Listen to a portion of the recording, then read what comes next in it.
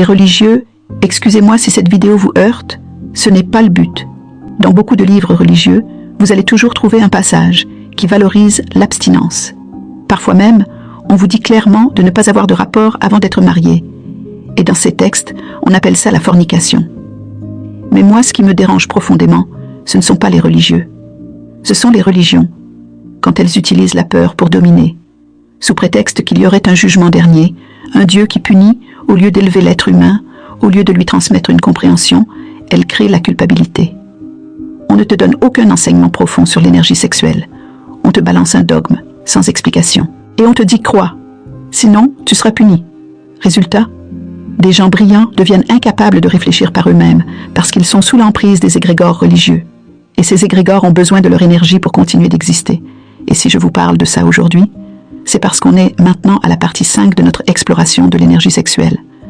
Oui, les religions vous disent de vous abstenir.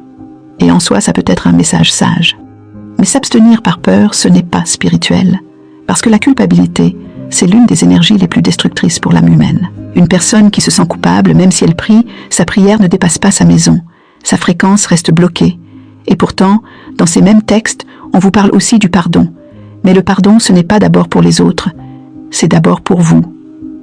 Dans les cours, je vous l'ai toujours dit, un éveillé, avant d'entrer dans une pratique sacrée, doit revenir à un état d'innocence. Être innocent, ça ne veut pas dire que vous n'avez rien fait. Ça ne veut pas dire que vous n'êtes pas responsable de vos actes. Ça veut simplement dire que vous ne vous identifiez plus à votre culpabilité. Vous reconnaissez ce que vous avez fait, mais vous ne vous condamnez pas pour l'éternité. Parce que si, au moment de mourir, vous ne retrouvez pas cet état d'innocence, alors ce qu'on appelle trouver la lumière peut devenir beaucoup plus complexe. Beaucoup d'âmes restent coincées, juste parce qu'elles n'ont pas su redevenir innocentes après la chute. Je n'aime pas vous dire des choses sans vous les expliquer. Alors, à la suite de cette vidéo, je posterai une autre vidéo tout de suite, spécialement sur la culpabilité et sur ce qu'elle fait à l'âme après la mort. Parce que celle-ci est déjà assez longue. Alors aujourd'hui, je veux que vous compreniez une chose essentielle dans cette partie 5. L'abstinence peut être un chemin sacré, mais seulement si elle est choisie librement, en conscience, avec l'enseignement qui va avec. Pas par peur, pas par contrainte, mais par amour pour votre propre énergie. Parce que votre énergie sexuelle contribue énormément à votre manifestation.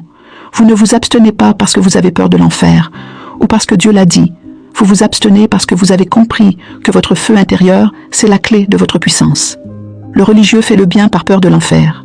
L'athée le fait parce que son cœur le lui dicte. L'un obéit par peur d'un jugement. L'autre suit la voie de sa conscience. Et c'est là qu'on reconnaît la vraie spiritualité, non dans la peur d'être puni, mais dans la joie d'être juste.